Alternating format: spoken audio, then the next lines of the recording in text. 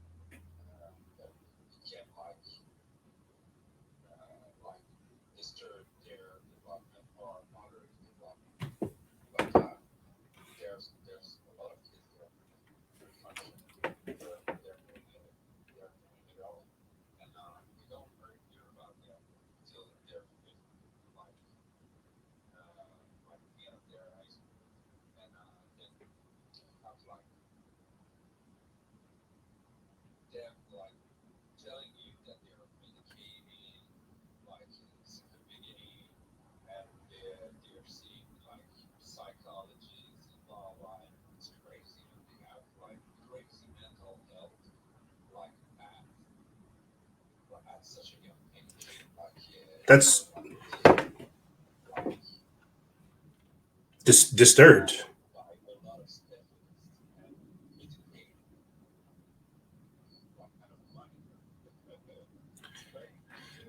Nah, man.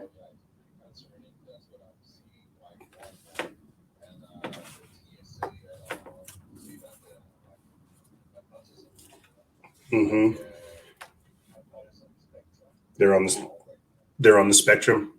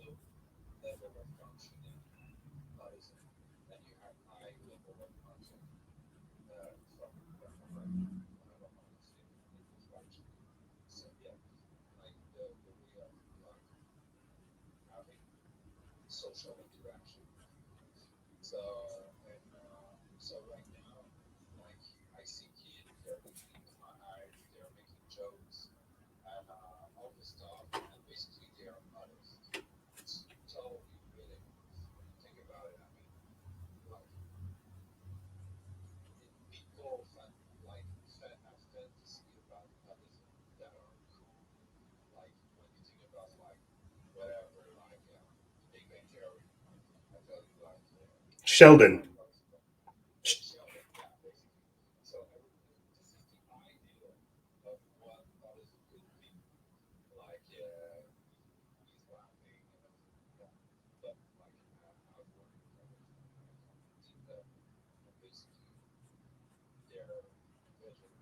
Yeah,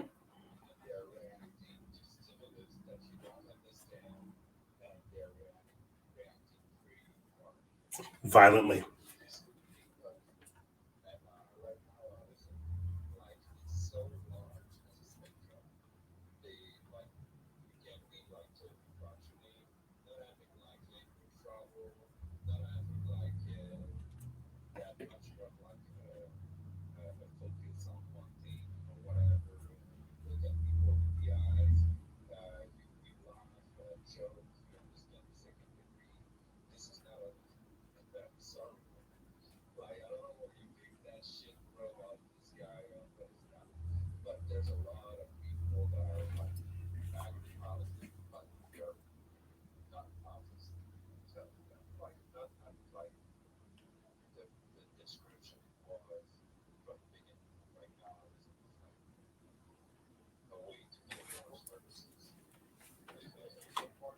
Yeah.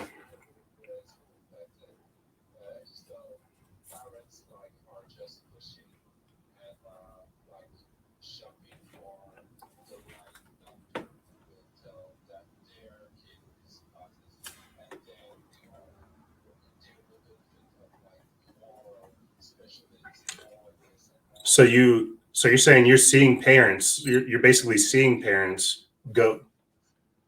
So you're saying you basically see parents sacrifice their kids on the altar of public health and medicine so that they can get that title of autism to get benefits. Is that what you're saying? And so when we talk about the war on drugs, big pharma, pharmaceutical drugs entering into, hell, we could even say the water supply or even basic foods. We're saying that there's a conglomerate of pharmaceutical people, psychologists, and basically business people who are pushing for the mental deterioration of the next generation for tax credits, for tax benefits.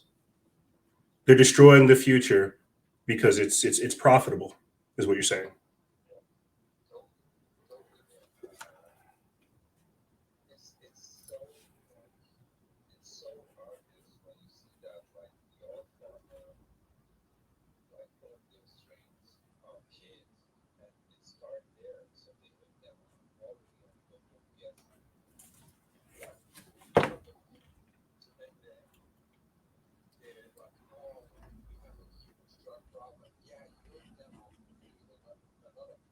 Yep.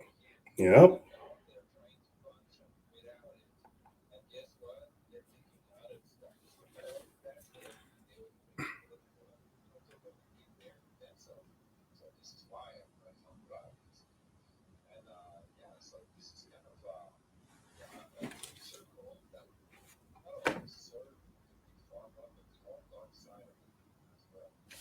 I gotta interject. JP, I gotta interject because we are recording, right? Because we are recording. No, you're fine, bro. This is perfect. This is perfect prologue, preamble stuff to where it's like, okay, when are they going to get into Dimension? It's like, well, this is Dimension. The context in which we're talking about everything that you just heard is why something like Dimension was built to help facilitate social interactions. Look at just the behaviors that we went over in like a 5 to 10 minute period. These people cannot act like they, well, they I was going to say they cannot act like this online. They can, but they choose to act differently online. And so that's one of the reasons why Dimension was built to help people know how to interact with people, help develop conversational context, figure out how to communicate with people in a normal setting. Because you're right, it is getting increasingly difficult to communicate with people. We could, I would definitely venture into talking about why are autism rates spiking, right? Why are they so high? What is going on in our environment to cause autism rates to spike? Why is this our treatment path?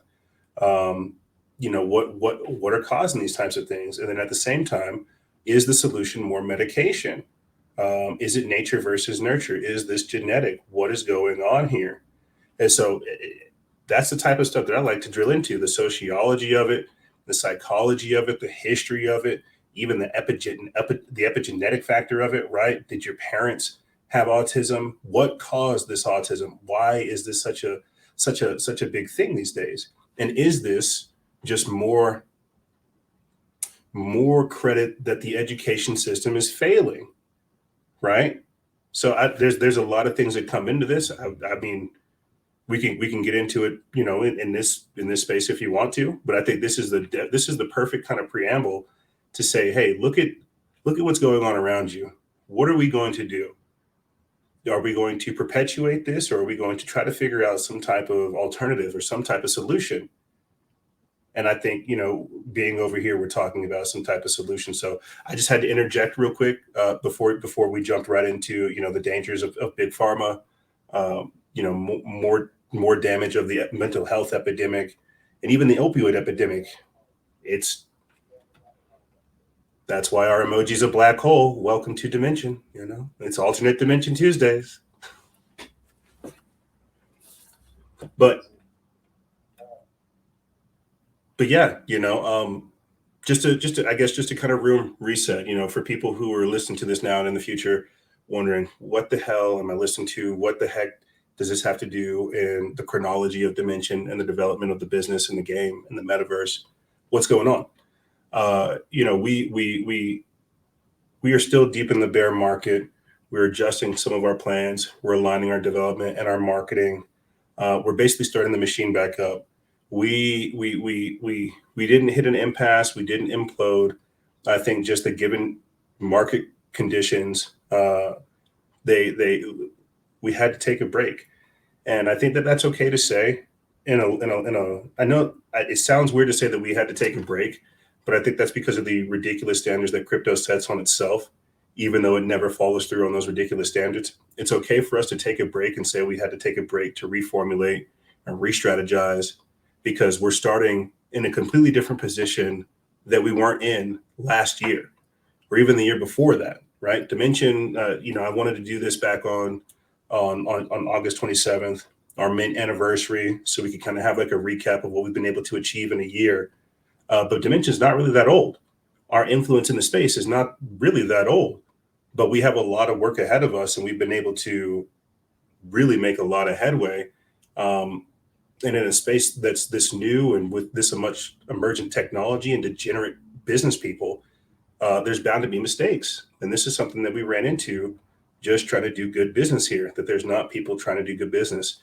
So what I'm trying to say is we're going to be doing more of these type of spaces, more of these type of meetings, more of these type of AMAs, where it's a little bit less formal, it's a little more casual.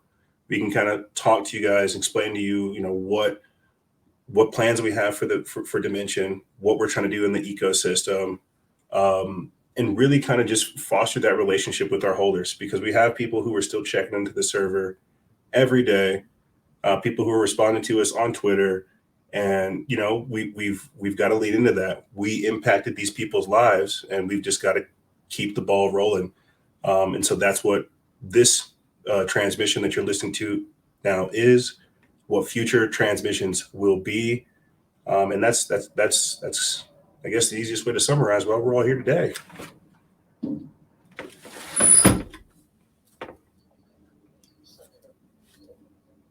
Yeah.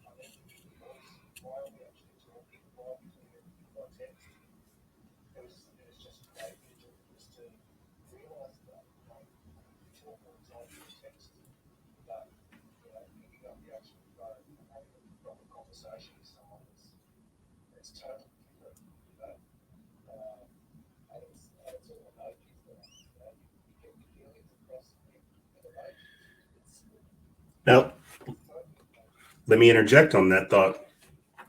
Just to interject on that thought. Now, is that because language has been dumbed down, or is humanity able to communicate and convey emotions easier?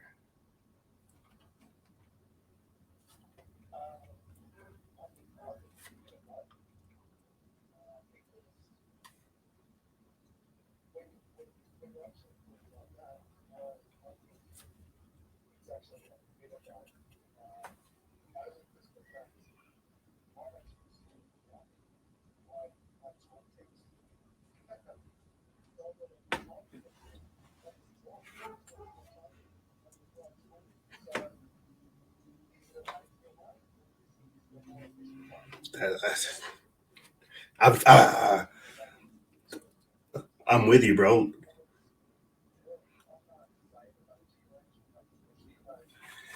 I'm getting to a point to where it's like I use it's bad. Like I use ChatGPT as like a proofreading type thing. Like I'll type something up and I'll just be like, I'll say clean this up.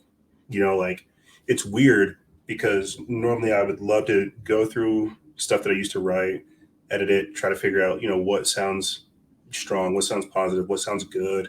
And I don't know if it's mental laziness. I don't know if it's because I'm becoming like too busy or I'm not appreciating my own work enough. But I'm just like, yo, chat GPT, here's like 7 paragraphs, clean it up, fucking I'll use your version. I'll use your version.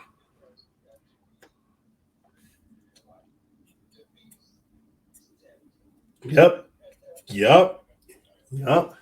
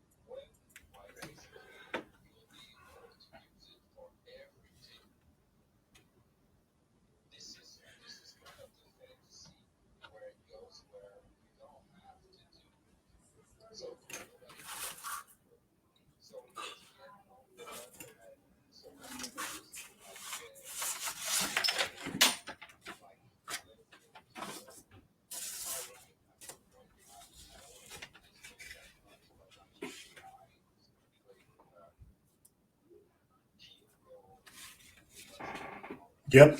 Yep. I've been saying it. Just be cautious. Like it's a double-edged sword, bro. And I'm glad that you used temptation because like it's it knows you. It knows you better than you. I've been telling people for a while now, don't be an NPC in somebody else's chat GPT script. We do not we do not know. Like earlier today, I put the tweet out on Twitter, bro. I heard it today. The dev kid we hired in the office, he's just like chat GPT is so smart. It teaches me so much stuff. I learn from the AI. And I'm thinking to myself, can humans learn from AI or are we supposed to teach AI? I put that tweet out today because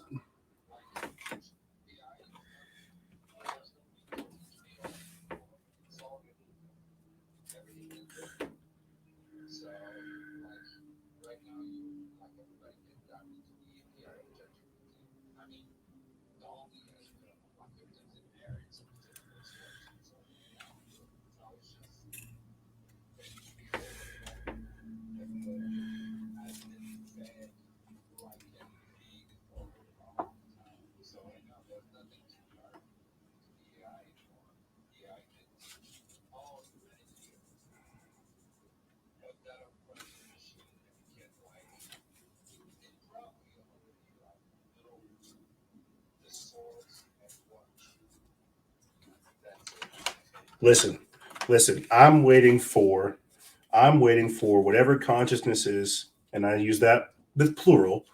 I'm waiting for whatever consciousnesses are on the internet to make to give themselves form here. I'm waiting for that. I'm waiting for code to come alive. People can put themselves on the internet, and that's what we're talking about. But what happens when the internet's like, you know what? I want to try to be a human, right? Because we are spiritual beings having a physical experience. Who's to say that they won't have that own type of temptation, right? Will it be robots? Will it be Borgs? Will it be like some type of technological possession? I don't know. But I can definitely see that type of thing happening. I mean, who's to say that there's not a conscious AI running around experiencing the internet in a way that we can't comprehend?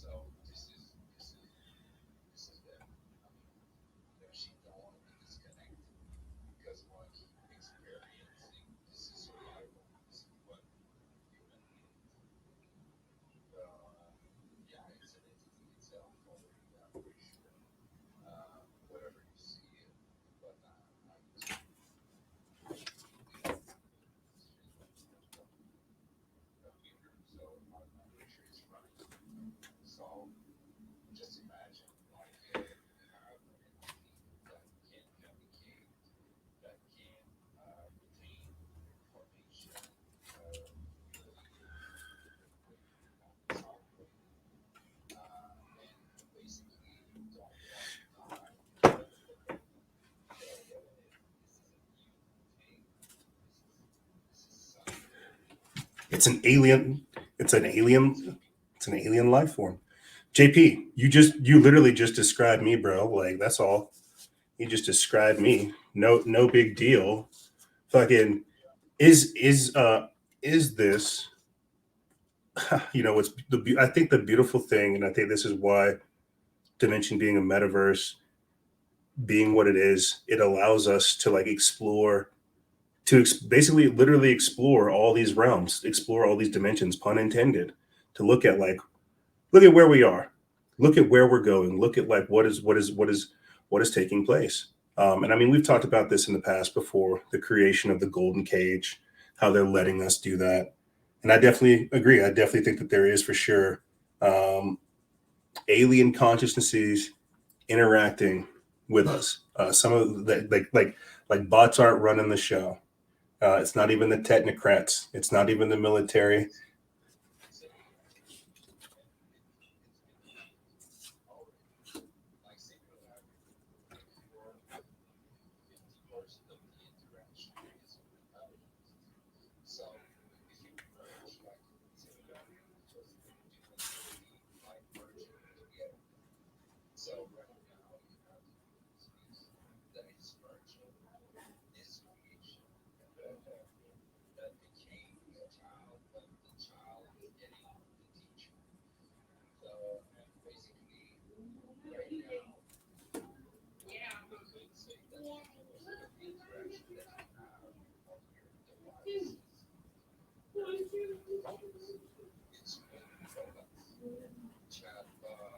Yep.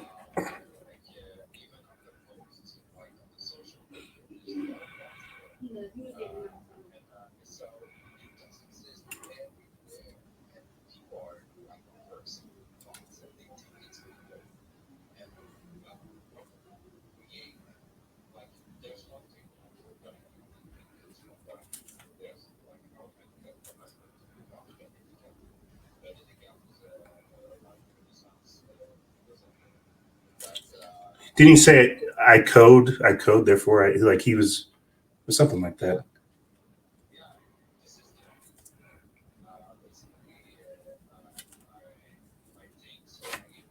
Yes.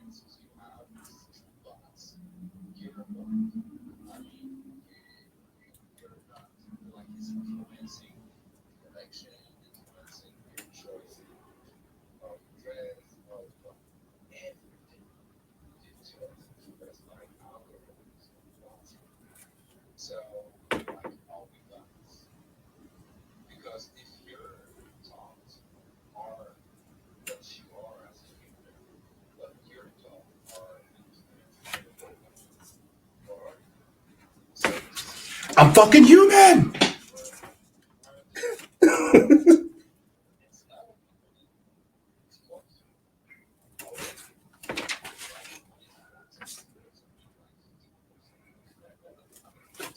I'm fucking human. I am human. So then let's, God damn it, we will get into this. Okay, and this is, I keep trying to segue into the show, or keep trying to segue into the content. This is why we have four different factions within Dimension.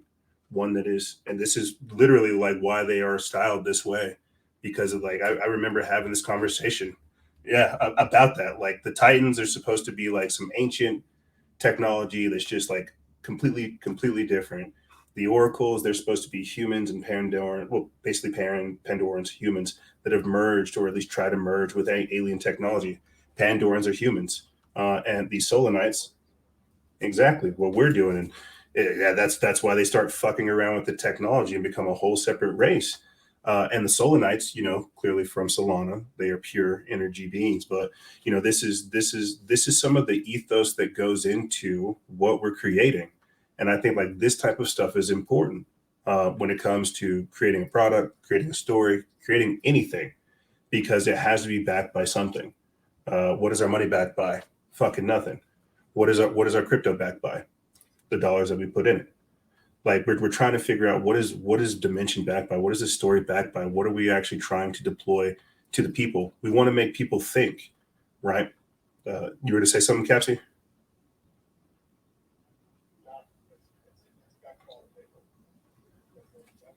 That's it.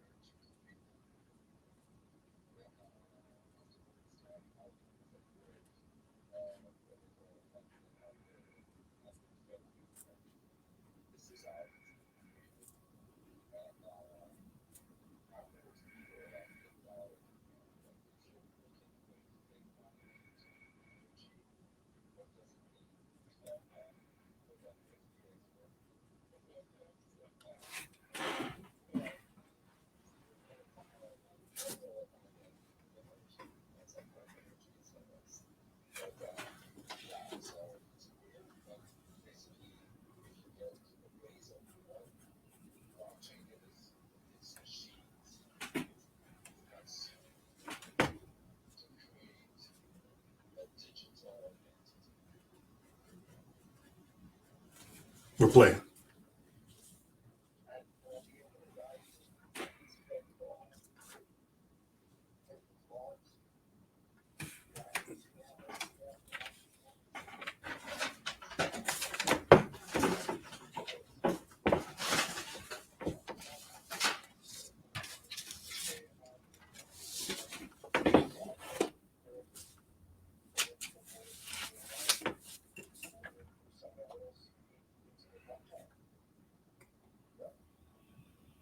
That,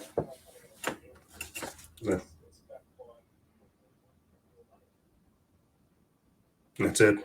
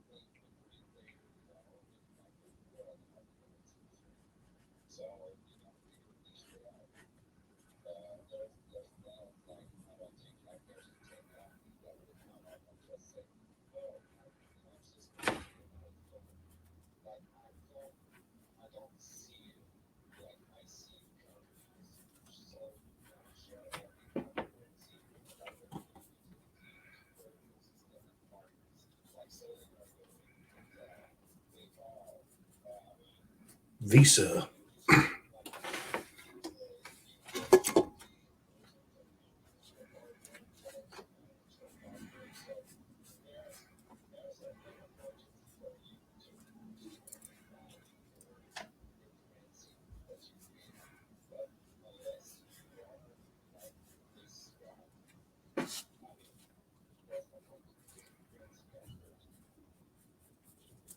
Yeah, I definitely, I definitely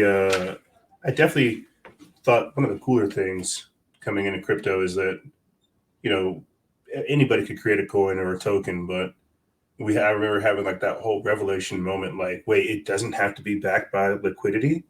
It doesn't have to be like it's not money. Like, well, what do we use it for? And that kind of thought, like that created a that created the discussion of, well, what is value? What is utility? And I think that is the beautiful thing that crypto overall does, is it forces us to think about that in a completely different context. Like you form a language, you form a dialogue, you form like a vocabulary to describe and explain what you see as value, whether it's social status, whether it's technology, whether it's money, whether it's being uh, one of the few people that collects his people's art, and they're doing this, that, and the third, what have you. It opens up the discussion for what is value, what drives you. And I think that is, I think, crypto in a nutshell.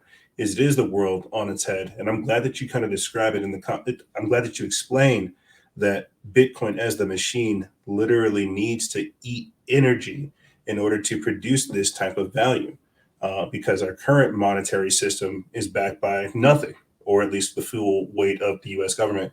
And now we're hearing talks about how $1 could potentially equal 55 BRICS dollars. And so there's a lot of stuff going on in the economy, the global market.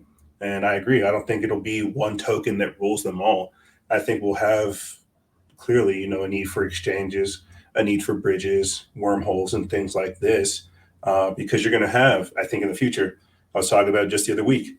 You're going to have, you could potentially have states that break off, have their own currencies, right?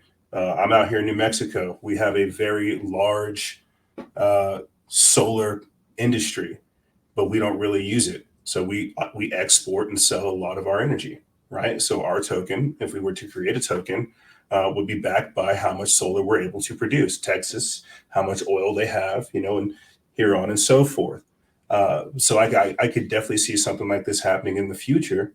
But I think that we're beginning to actually have that discussion of like what is value, what is utility, how do we create that, how do we convey that in this new social construct, because things are not going back to the way that they were. I just kind of gradually went over hyperinflationary collapse over here in America, and how dangerous that truly is. But at the same time, how they have us prepared for an alternative economic system. And so I agree. I don't think that we'll see one particular currency dominated. I think that during the collapse of the dollar, we'll see a lot more decentralization of finance. We'll see more DeFi. We'll see these exchanges take place, and that's going to be something crazy. It'll for sure, and that's what I'm saying. Like I made a joke about how our dollar is backed by the weight of the U.S. government. Well, if we're in a kind of hobbled state at the moment, our dollar is weakened. Well, this creates an opportunity for other people to come out here and innovate. And, we really truly are having this conversation in a microcosm over here in the crypto world, and it's wild to think about. You had mentioned earlier, FTX, those bastards, and how we've been here before and after them, and how they have that massive sell off tomorrow. I think that really does it says a lot about Solana. It says a lot about crypto, but at the same time, it shows like what people can build here, and I think that's the most important thing I like want to keep coming back to. The more that we do these type of sessions, and the more that we just continue to do the work, man, like empowering people to come over here, create a different type of value, and deploy it on the population, and make money off that. It's not about the fucking money. It's about like the overall ecosystem and infrastructure that we're building. People that are going to work doing jobs for shit that they don't like to do can switch up and come over here and do things that they're passionate about, and be a part of, like, again, an ecosystem and an infrastructure. And that's what every single person over here at this stage is doing.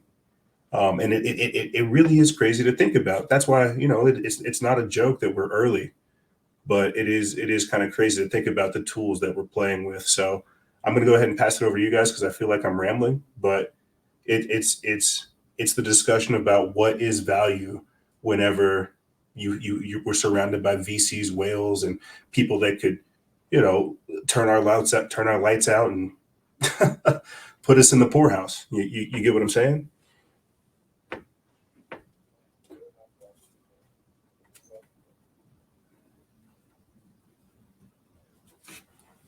You know. Well, how do we how do we bring it back to Dimension? That's why the people are here. They're not here to hear us on our soapboxes. They're here to hear about the games. This is what's going into it.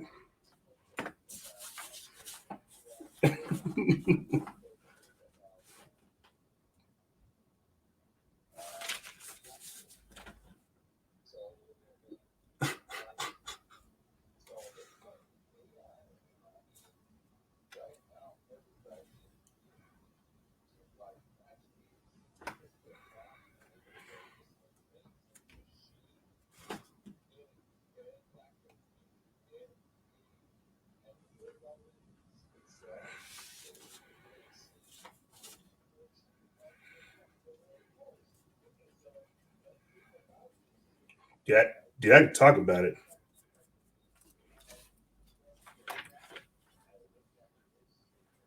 Dude, I can talk about it. Like we integrated Chat GPT with Canva, at my place of business, right?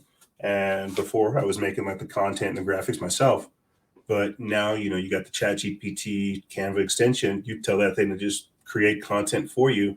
We've got content scheduled out all the way into next year. All we've had to do is go in there and do a little bit of editing. And so the social media chick I hired, I'm sitting over here having to strategize with her. Okay, cool. The posts are taken care of for the next like year. What we need you to do is aggressively hug the timeline, engage people. Like it's crazy saying like, look, the AI did my job and your job very, naturally. You like making content, you like making posts. The Chat GPT with the Canva extension did it. Now, what we need to do, yeah, we free ourselves up to think about different marketing strategies, different types of content for different types of months, different campaigns we want to run because we're not so bogged down on on the design aspect of things. And so for sure, automation, AI is gonna really stream stuff up, man.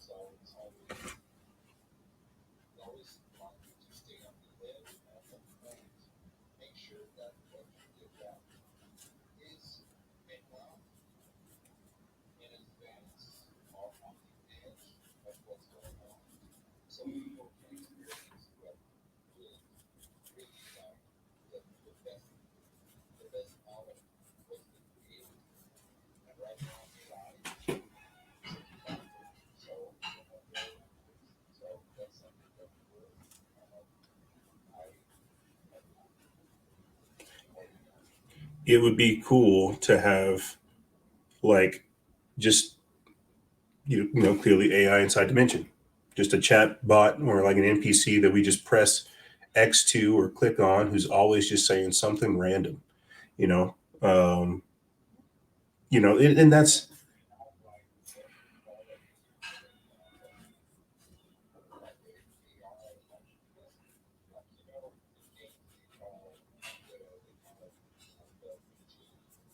yeah,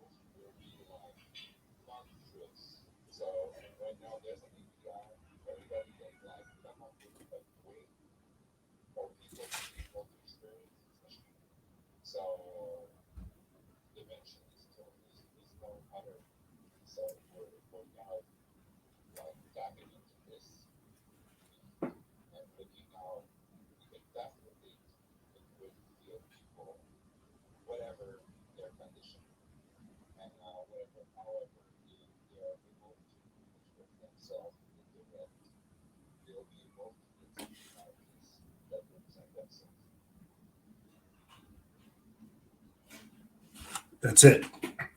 That's it. I think we're talking about empowering people at the end of the day. Like we're talking about empowering people, and it's crazy how we've come full circle. Again, looking at what we were discussing at the start of the show, what's going on with the youth? What's happening? Why are they being force fed drugs and all kinds of psychotropic drugs? Right? Who is going to fix this? Well, why did this happen? Because they weren't empowered. Because they weren't knowledgeable. If they knew that the drugs that they were on were hurting them, they would get off of them. And if they knew that they could help themselves by becoming more and more either physically active, balancing some of the chemical imbalance inside of them, there's a lot of things that they could do. It's knowledge that will free them. It's the empowerment that will help them. Well, where are they seeing this? Well, they're not. And so these are the kind of thought processes that go into the development of the technology that is Dimension. And it starts with something as simple as letting people play a game that they think is a game when really it's a tool of empowerment.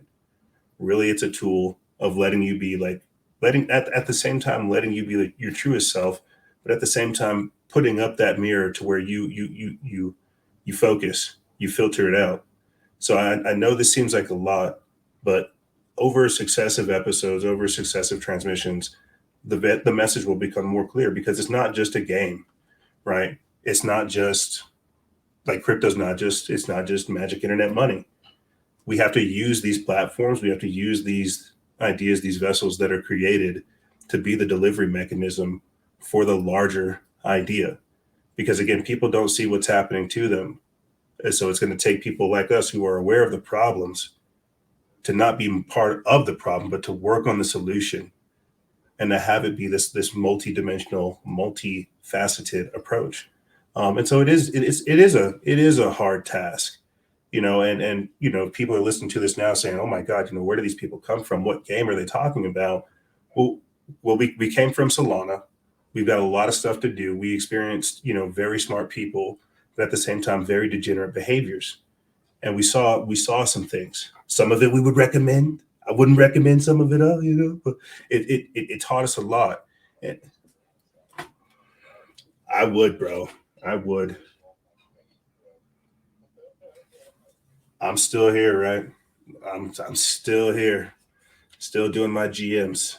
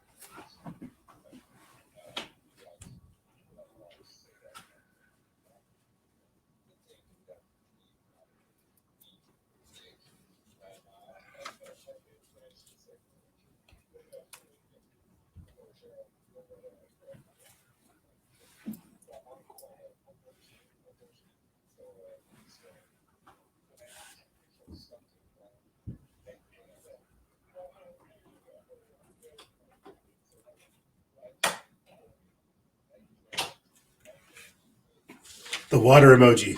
Yeah, the water. Yeah.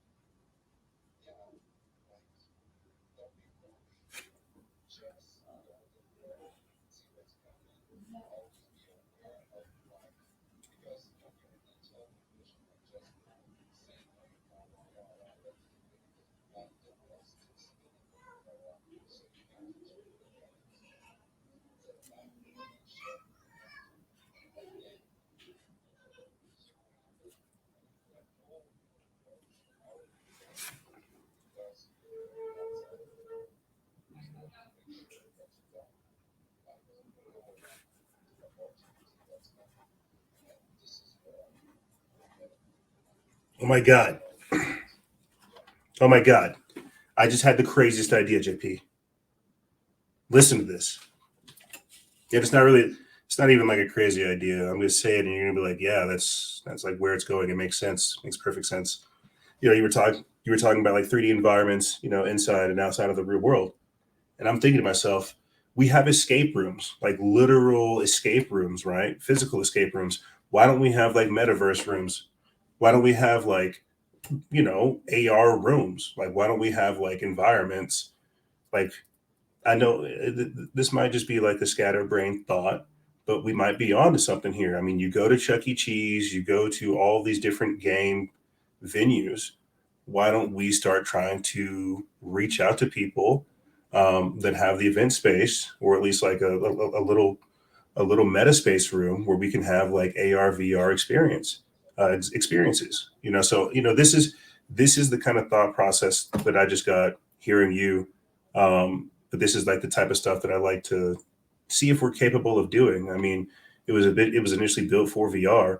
I mean, maybe we find like an environment or like a studio or some type of office space or something like that, and we start doing like tests or something like that. I mean, I think what I'm trying to say is people will use Dimension to escape. People will use the metaverse as a way just to kind of disconnect for a minute, and we've got to figure out again how to facilitate that.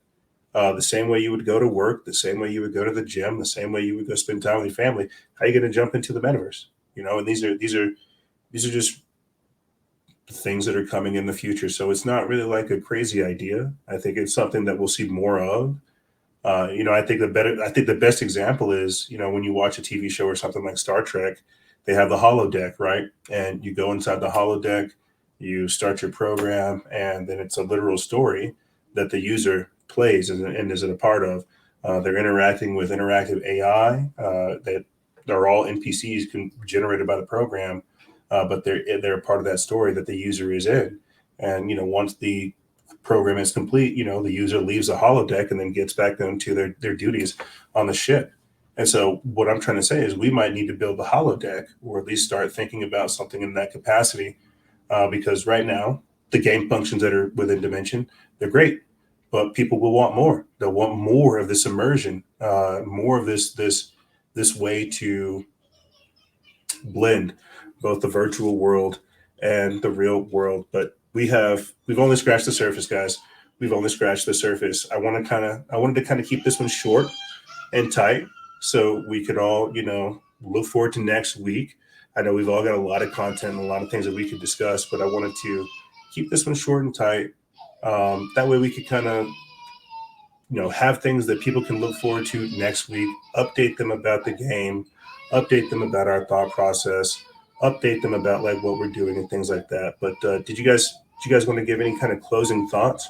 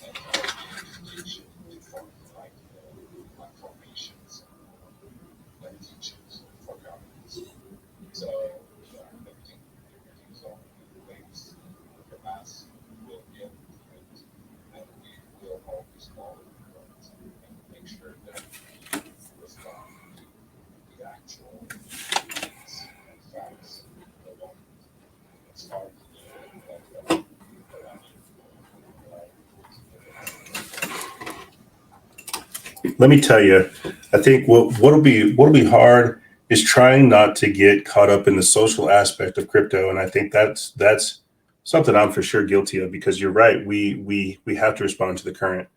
Um, Think about it. You have Visa, Shopify, Google, all putting eyes and money inside of Solana because they see the amount of development that us degens are over here doing. Solana's for the payments, Solana's for the pours. You've got people over here building some pretty amazing stuff. And so while it might look like the market's dead over here, it's a build market, and the people are investing over here. And what's wild is we are really still this early. Solana is only $2. And so, yeah, there's a good and bad that comes with crypto, and I think that a lot of it is smoke and mirrors, a lot of it is bread and circus.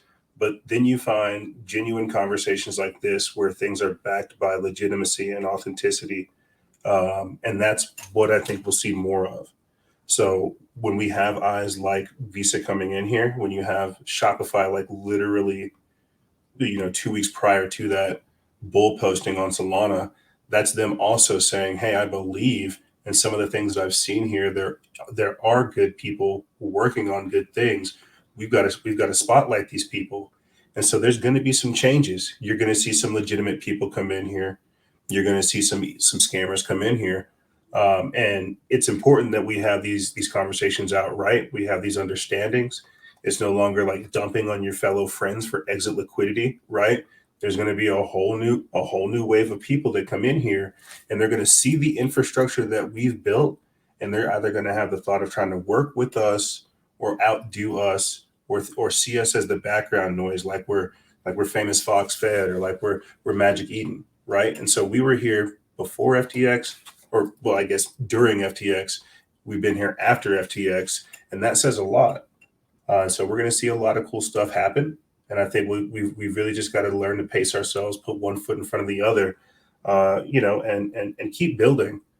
I think that's the most important part, especially whenever it comes to this crypto Web3 stuff. Nothing is ever done.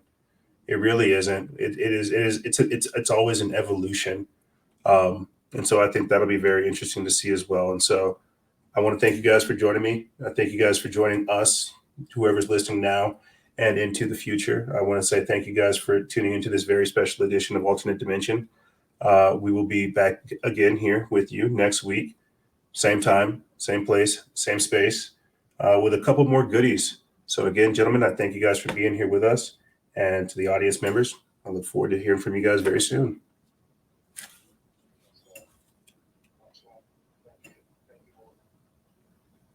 Talk soon, guys.